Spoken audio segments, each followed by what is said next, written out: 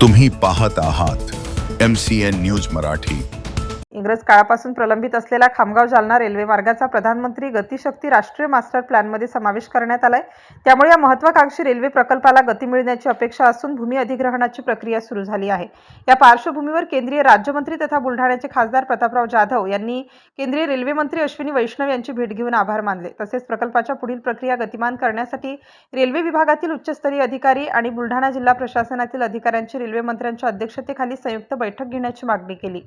Railway मंत्र्यांनी या मागणीला सकारात्मक प्रतिसाद दिलाय। खामगाव जालना रेल्वे मार्गामुळे विदर्भ आणि मराठवाडा हे दोन विभाग जोडले जाणार असून मध्य व दक्षिण रेल्वे मार्गामधील अंतरही कमी होण्यास मदत होणार आहे।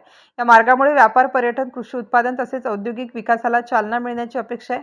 दरम्यान अकोला खंडवा रेल्वे मार्गाअंतर्गत संग्रामपूर व जळगाव जामोद तालुक्यात सुरू असलेल्या नवीन रेल्वे मार्गाच्या कामालाही गती देण्याची मागणी जाधव यांनी केली आहे। जिल्ह्यातील दोन्ही रेल्वे प्रकल्पांच्या प्रगतीसाठी प्रशासकीय पातळीवर समन्वय वाढवण्याची आवश्यकता त्यांनी रेल्वे मंत्र्यांसमोर मांडली। MCN न्यूज मराठीकरिता रवींद्र शिरस्कार, बुलढाणा।